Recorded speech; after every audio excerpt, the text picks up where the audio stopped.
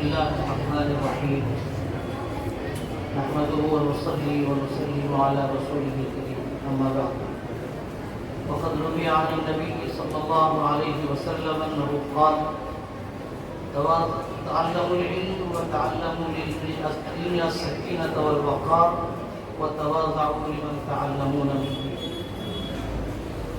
أو كما قال رسول الله صلى الله عليه وسلم صدق رسوله النبي الكريم ونحن على ذلك لمن الشاهدين والشاكرين والحمد لله رب العالمين. انتہائی قابل احترام صدر اجلاس اور ہمارے یہاں کے اکابر علماء حضرت مولانا انصار صاحب، مفتی الیاس صاحب جو خوش قسمتی سے میرے رفیق درس بھی ہیں اور ان کی وجہ سے مجھے اس اجلاس میں اس وقت شرکت کا موقع اور سعادت نصیب ہوئی. مفتی امانت صاحب جن کا نام میں نے بارہا سنا پڑھا، آج پہلی ملاقات بھی ان سے ملی. میرے بزرگوں اور نوجوان ساتھیوں، میں اپنی خوشی کا اظہار اس وقت نہیں کر سکتا کس قدر خوش ہوں. میں آپ کے بھاگلپور کا ہی رہنے والا ہوں، چونکیے گا نہیں، میں گجرات کا نہیں ہوں، بھاگلپور کا ہی ہوں. میں سنولا میرا گھر ہے اور شیخ اکرام علی صاحب کے ساتھ برسوں مجھے نیاز مندانہ تعلق حاصل رہا ہے. ہم چمپا نگر کا چہرہ سمجھتے تھے کہ شاید اس کے دونوں رخسار ایک جیسے ہیں، لیکن آج جب میں یہاں آیا تو مجھے لگا نہیں، اس کے رخسار کا ایک رخ الگ تھا، اس رخسار کا دوسرا رخ الگ، یعنی چہرے کا ایک رخسار الگ ہے، دوسرا رخسار الگ ہے. مجھے بے انتہا خوشی ہوئی کہ ہمارے نوجوانوں کو مہمیز دینے کے لیے، ان کو ایک نئی سمت اور نئی راہ دے کر منزل رسید کرنے کے لیے مفتی امانت صاحب نے ایک ایسا بیڑا اٹھایا کہ انتہائی کٹھن ماحول میں اس بیڑے کو ساحل تک پہنچانا آسان نہیں ہوتا. میں جس ماحول میں رہتا ہوں تو بھاگلپور کا، لیکن جس ماحول، علاقوں اور ملکوں سے میں جڑا ہوا ہوں، وہ ماحول، وہ علاقہ انتہائی ترقی یافتہ علاقے بھی ہیں وہ، اور انتہائی پسماندہ بھی ہیں. اس میں ابھی پرسوں شام تک بنگلہ دیش میں تھا، کل صبح حاضر ہوا ہوں.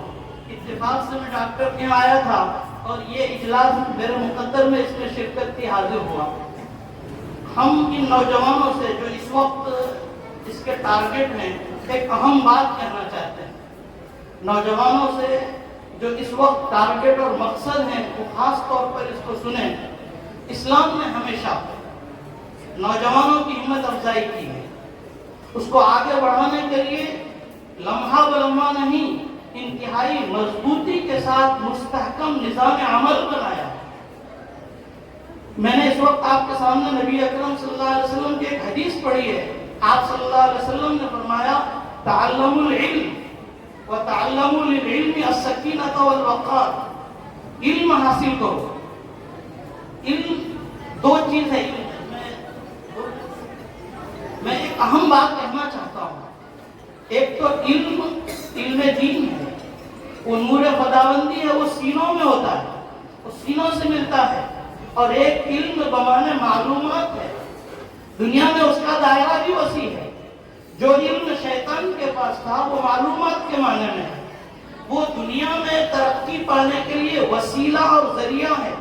ہم منزل تک نہیں پہنچ سکتے اگر وہ علم ہمارے پاس نہ ہو.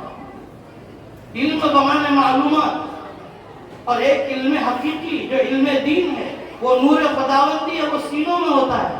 وہ علم کتابوں میں نہیں ہوتا، وہ علم اساتذہ کے قلوب میں ہوتا ہے. نبی اکرم صلی اللہ علیہ وسلم سے ہمارے اور علماء کے قلوب تک منتقل ہوا ہے، وہ الگ چیز ہے. اس کے بارے میں امام مالک رحمۃ اللہ علیہ کی متصل سند سے حدیث بیہقی نے شعب الایمان میں نقل کی ہے کہ العلم نور لیس العلم بکثرت الروایہ انما العلم نور یخلقہ اللہ فی قلوب عبادہ. زیادہ جاننے کا نام علم نہیں ہے. علم ایک نور اور روشنی ہے جو اللہ تعالیٰ دلوں میں پیدا کرتے ہیں. مدارس اس علم کی محنتیں کر رہے ہیں، قلوب سے منتقل ہو، وہ دلوں میں ہوتا ہے. استاد کے دل سے، اس کے منہ کے راستے سے، طالب علم کے منہ کے کے راستے سے اس کے قلب پر اترتا ہے، یہ علم دین ہے، اسی کو حقیقت میں علم کہتے ہیں۔ لیکن علم کا ایک دوسرا پہلو، علم بمانے معلومات ہے، وہ دنیا میں ترقی پانے کے لیے، جینے کے لیے اسباب و وسائل ہیں۔ میرے نوجوان ساتھیوں میں بہت مختصر کہہ رہا ہوں، ایک طویل مضمون کو مختصر میں، اس کے لیے آپ کو مجنون بننا پڑے گا۔ جب تک آپ میں جنون پیدا نہیں ہوگا، آپ علم کے اس راستے کو حل نہیں کر سکتے۔ ایک شاعر نے بڑا عجیب کہا، میں جب بھی سنتا ہوں، میں تو کسان گھر کا بچہ ہوں، کھیت جوتے ہوئے کھیت کو ہم نے دیکھا ہے، کھیتوں میں بھینسوں کو دیکھا ہے، تو میں ایک شاعر نے بڑی عجیب بات کہی، خیرت مندوں کو صحرا میں رستہ نہیں ملتا، چلے مجنون تو ہو جاتے ہیں لاکھوں رہگزر پیدا۔ اس کی تشریح کس طرح کر سکتے ہیں؟ ہمارے یہاں کھیت جوتتے ہیں جس دن، تو شارٹ کٹ کا ایک راستہ کھیت کے بیچ میں سے یہاں نکلتا ہے، ایسا گھوم کر جانے کے بجائے یہاں سے یہاں۔ کھیت جوتنے کے بعد کسان اس راستے کے سامنے کانٹا لگا دیتے ہیں، کوئی انسان وہاں سے نہیں گزرتا، ایک بھینسا آتا ہے اور اس کانٹے کو کچلتے ہوئے وہ یہاں سے یہاں گزر جاتا ہے، اس کے بعد پھر ایک آدمی چلتا ہے، پھر دوسرا چلتا ہے، پھر تیسرا چلتا ہے، یہاں سے یہاں راستہ بن جاتا ہے۔ عقل مند انسان وہاں آ کے دسیوں دفعہ سوچتے ہیں اور وہ نہیں چل پاتے، تو کسی بھی منزل کو پانے کے لیے پرخطر راستہ بنانے کی خاطر مجنون بننا پڑتا ہے۔ یہ جو نبی اکرم صلی اللہ علیہ وسلم نے فرمایا، علم حاصل کرو، اسی راستے سے علم حاصل ہوگا۔ بقول حضرت الاستاذ مفتی سعید صاحب، میرے نوجوانوں دھیان دیں، علم پڑھنے سے حاصل ہوتا ہے، پڑھانے سے نہیں۔ علم پڑھنے سے حاصل ہوتا ہے۔ آپ کتاب کے کیڑے بن جائیے، اور آج کل تو ٹیکنالوجی کے زمانے میں آپ ایسی مہارت حاصل کر سکتے ہیں، نیٹ کے ذریعے، لیپ ٹاپ کے ذریعے، موبائل کو بھی دوسرے کاموں کے بجائے اسی میں استعمال کیجیے۔ میں انہی چند کلمات کے ساتھ امید کرتا ہوں، ہم نے یہ دوسرا رخسار چمپا نگر کا دیکھا ہے، جب ہم آئیں گے دوسری دفعہ کسی ایسی مجلس میں تو ہمیں ایسی خوشی دیکھنے کو ملے گی کہ ہم اس وقت اس سے بڑھ کر آپ کو مبارکبادی دے سکیں گے۔